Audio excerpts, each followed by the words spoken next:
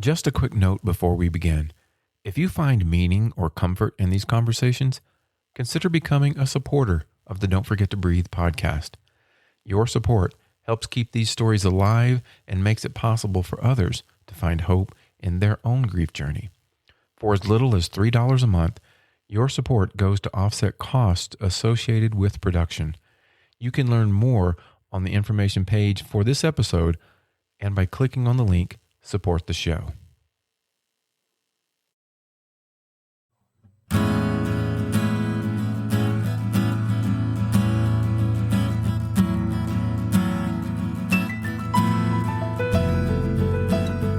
Welcome to Don't Forget to Breathe.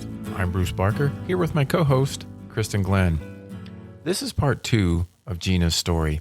In the last episode, we sat with the life of her son Gabe and the day everything changed. Today, we move into what comes after. What does it look like to keep going on? What does grief become over time?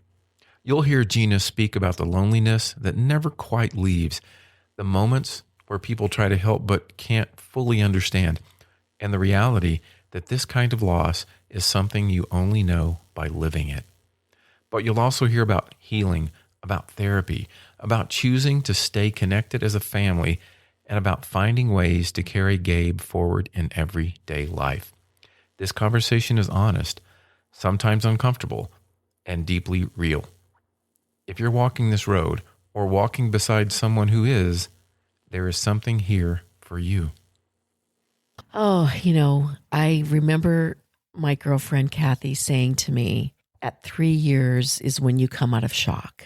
And I was like, all right, And seriously, it is a physical feeling at a 3-year mark. And I don't know if I just had it in my mind, but it definitely was like a wake up, like, okay, I got to get going. I got to do what I do. I got to love what I love. I need to move on with our lives, and we need to celebrate and bring him with us, bring him with us where we go. I can't just be wallowing around now. It's 3 years. So what are we going to do? Yeah. For me, it was 4. Wow. Kristen, was it 3 years for you? I didn't do my grief work for a long time. I really just avoided it. Mm-hmm. So, I'm probably a decade out, before I decided, I actually need to not continue to fill this void with children, mammals to take care of. Yeah. So I did not, I was too scared to do that grief work. Just recently I was trying to explain to a friend that I'm lonely for Gabe right now. Yeah. I'm lonely for him. And it's like, what? I mean, it's like, no, I'm lonely for what he would have brought to us. And she says, oh, well, I'm here. If you're ever lonely, let me know. And I got out of the car and I thought, no, you don't know, because you just the way you answered me, you're not understanding what I'm saying. Like, nobody's going to unlonely me. Right. I'm not going to get unlonely because you take me for coffee. I appreciate it. Yes. But it's not going to unlonely me. It's something I just have to figure out myself. It's only a Gabe-sized It's loneliness. a big, those shoes are not going to get filled up. Yeah. But my husband also said, when people that we've known lost children before Gabe, we would do all the things, bring the food, participate, help, do whether the town is small. Everybody knew when somebody passed away. And he's like, wow, were we out of it? Like, we have no idea what those parents went through and what they were going through. You don't know it until you do it. That's right. There's no feeling of it in any other way. There's no understanding it.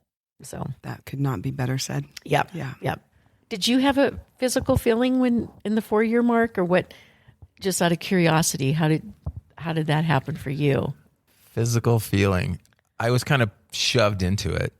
So I had not done any grief work either. It was avoidance. It was pouring myself into work and into coaching.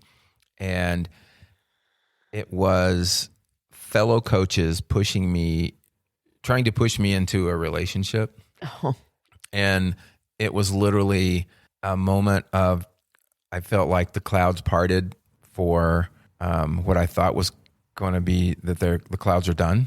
And so then that started a relationship, but then the clouds just came right back. The fog was still there, and I still wasn't doing the work. And so it was really hard, really rough for a very long time until I did start making the decision that I needed to do the work. And that was several years later. In fact, that's when I started the podcast. I had a couple of close people saying, you really need to write everything down, and you want to be able to share this. This could help people. And I've said this in previous episodes that I started writing my story and my feelings and thought, nobody reads anymore. I mean, I don't.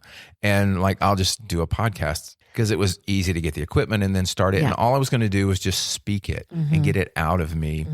And that was really my only intention of doing it. And that's when the work started. Yes. That's when I started seeking therapy and really started diving in. That's awesome. And when the healing started. So that's when it started to begin for me. So how's your relationship with grief changed over time? When you guys the both of you said, I didn't do my work in grief, I don't know what that means. What does that equal? That's just not, it's so general when you say that, right? So what does that mean when people say, well, I started my work in grief? Yours was, you couldn't write a book. You didn't really want to. You didn't want to write it down. So you start talking about it.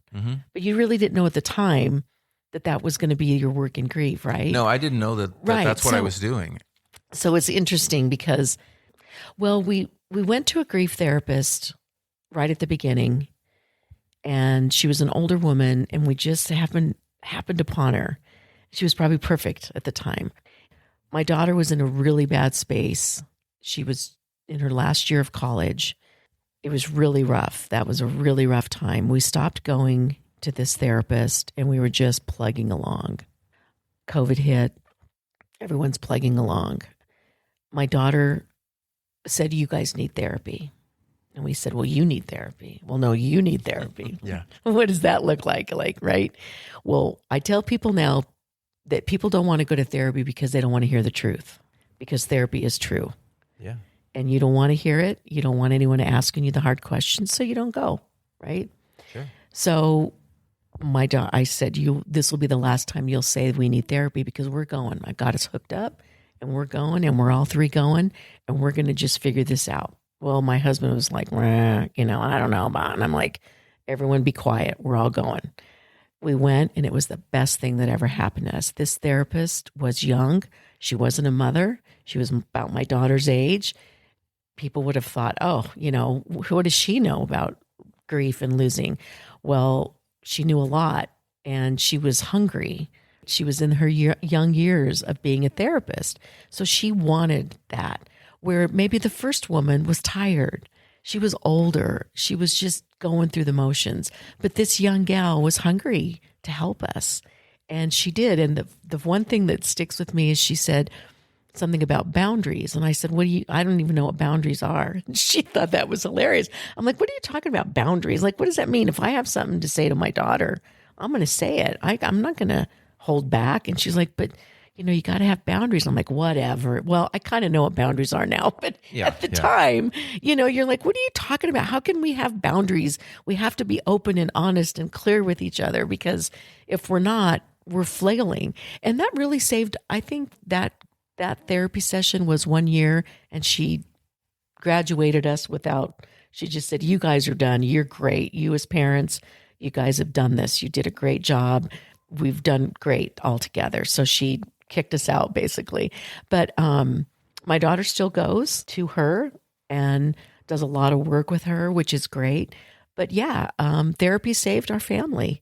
It really did, because it was the hard questions, and Dad, you don't talk to me. And, it's like, what do you mean? Whose dad talks to their daughter? Who does that? It's not that easy, So anyway, the therapy really changed us. The grief therapy changed us and helped us through our grief. And so we went from this docile, fragile, very fragile time to, okay, this is it. We're going to get this taken care of. This is ridiculous. We're not honoring Gabe by shoving stuff down and not talking about him or talking about our feelings. His personality would have hated that, right? I mean, we had to do it for him.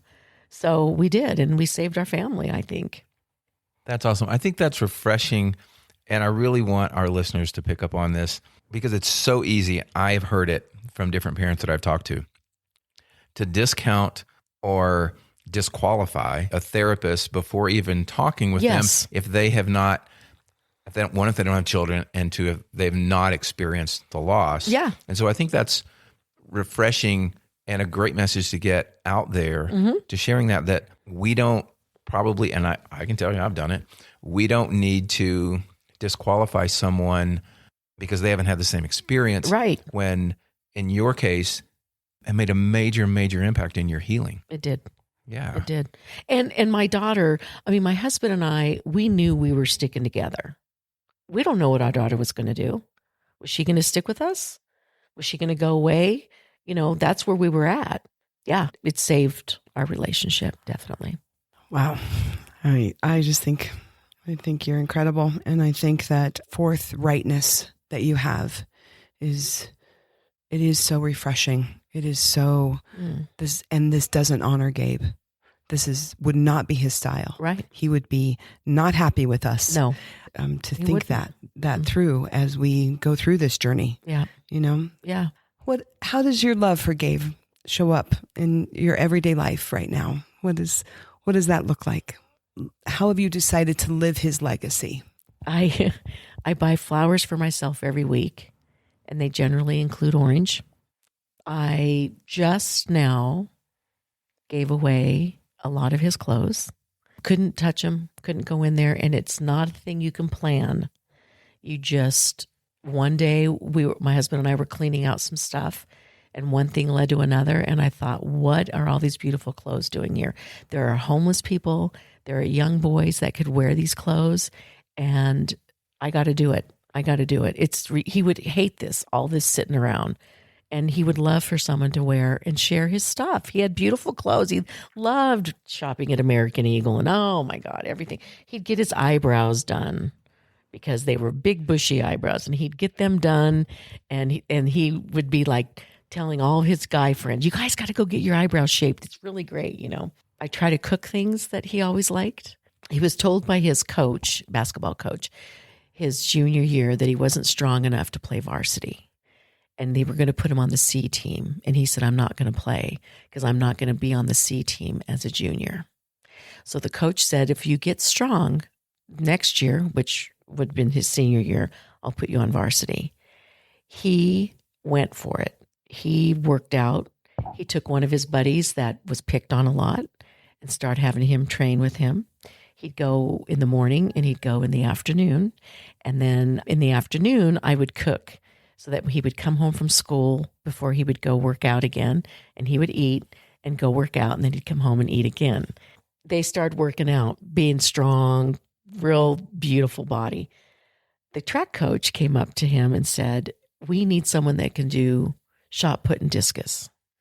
And you guys work out every day, and we don't have anybody strong enough. Oh, well, he came home and thought he was the cat's meow. Oh, Mom, the coach is asking us to be on the team. Like they want us. Being recruited. Oh yeah, been recruited. So they were doing that and just had a ball. So I just love cooking like that because he would come home and be starving. And then they were watching their intake. So then we'd do salads with protein and his buddy's mom didn't cook the way I did. And so he'd come home and eat, and it was this whole rigmarole. But anyway, I love to cook for him. I love seeing cars that he liked, this truck that he used to drive. I look for those. When he was in the hospital, I don't know exactly, but the monarchs were migrating. And I believe it was the monarchs. And there was this flood of orange butterflies at the hospital. And people would come in and say, did you see those butterflies? And I'm like, well, I haven't left, so no. And I guess it was phenomenal, right? So the orange butterfly is always a sign. We had orange butterflies released at graduation. They wouldn't give Gabe any space at graduation because the schools don't like to glorify death or glorify anything like that, just to protect other children, I suppose. So anyway, of course, his friends were all, bugged about that, and parents were upset. But I said, let's just do these butterflies, and no one has to say anything. We just release these butterflies, and that's that. So things like that, like the orange butterfly is always a significant thing, or any butterfly really, and kind of follow us around, and we'll be like, oh, that's Gabe, there's Gabe. And my daughter feels very strongly that Gabe picked her daughter. She feels like that there's this thing that, you get chosen, and she thinks her brother chose her daughter. So she's funny like Gabe. She talks a lot, but, not putting in sentences. She's almost 2 years, she's 18 months. But she's really funny like Gabe was, very precocious. And yeah, not that she replaces him, but we just see some of that and try to honor some of that. It's just beautiful. What have you learned about yourself during this journey? Probably you don't know how strong you are, but women are pretty strong. My husband keeps us together in a certain way. But as Gabe's mom, I keep us together in a lot of ways. I'm just didn't realize what I could do, and how, I don't know, people will be like, I don't know how you do this. Well, I don't really have a choice. I don't want to die, and I don't want to go. It's not like I want to be with my son. Hell no, I don't want to be with my son. I don't know where he is. And I'm not ready to do that. He's fine. He's good. Wherever he is, he's good. I know he is, because I know him. And he's making the best of wherever he is. So I need to just continue loving my husband and my daughter and our granddaughter and our life, and living our day like it is the last. Because you don't ever even think of that until you go through something like this. And now it's like, we got the money, we're going to spend it. We got the time, we're going to use it. What are we doing? Well, let's just live it like it's not going to happen anymore. And I hear people and talk to people whose children don't talk to them, or they're estranged. And I think, what is worse? What is worse? Losing your child and not being here on this earth, or having your child on this earth and not associating with you? I don't know. I don't think I'm as bad. I know where my son is. You know what I mean? I know how he felt about me. Yeah, I've become stronger and smarter, and yeah. Wow, those are really, really powerful messages. I think really important for us to all really reflect on those. I would love to hear from you as we kind of close our time together. A couple things. One would be, what would you want someone new to this incredibly difficult journey to know? And also, what would you want people that haven't gone through this tragedy to know could be helpful to those of us who have lived it? So to your first question, just get up every day. Just get up and know that you're doing it for your family and for your loved one, and be the fighter that you would be if they were here for them. Because we all fight for our children, right? Like the mama bear, the papa bear, however, keep doing that, because that's what they would want. They would want that. And I know children's losses are not always, Gabe's was an accident. Not that was an easy loss, but there are other circumstances I know who have lost children in like much dire ways. But just keep getting up, because it matters. It just matters. What do you want our listeners to know about offering like meaningful support? What touched your heart? What was helpful? What was not? Yeah, because people do feel lost on how to support. Right. And we went through that. I couldn't stand people that were in my face. Like, get out of my face. I don't want that. Don't push yourself on me. Ask me what I need. What can I do for you? A lot of times it's like, just be here with me. Don't worry about offending me. Just be here. And ask the questions that you want to ask. If you want to know about something, just ask me. But just be there. Just be there. You don't have to go into any dramatic conversations. Just go for a walk, go for a coffee. And give people a lot of grace because they do not know what to say and do not know what to do. So when someone says something stupid, just swallow it and walk away because it's not worth dying on that hill or making a scene because they don't know what to do. They don't know what to say.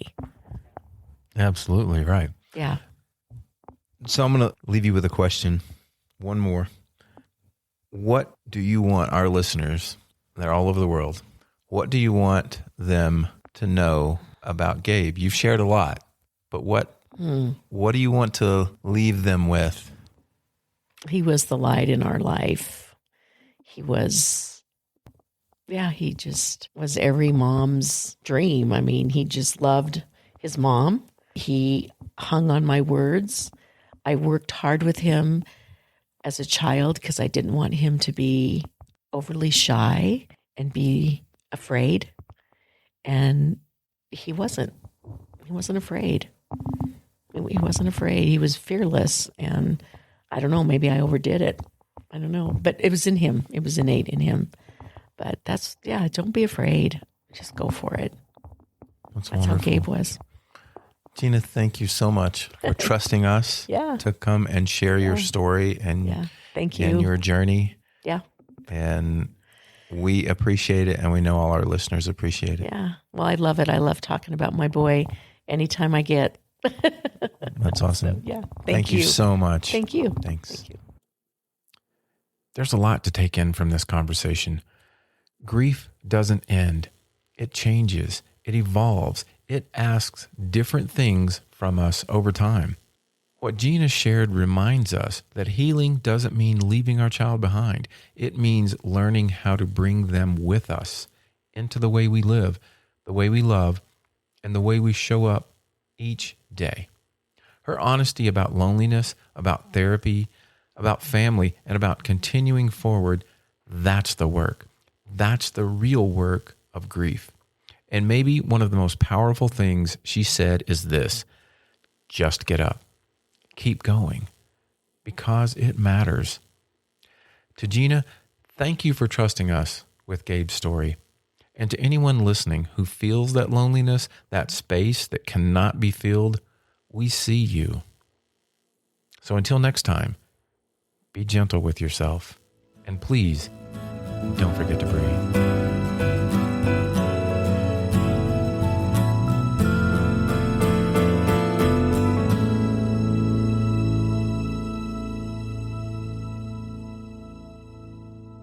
One more thing. This podcast is for informational and educational purposes only. We are not licensed professionals, just parents who've experienced unimaginable loss. This isn't meant to replace help from a therapist, doctor, or other mental health professional. If you're struggling, please reach out to someone qualified. You are not alone. You can also contact us by going to the show notes and click on Send Us a Text, or you can visit us at our new website, don'tforgettobreathefoundation.org. Feel free to email us at support@don'tforgettobreathefoundation.org. That's support@don'tforgettobreathefoundation.org.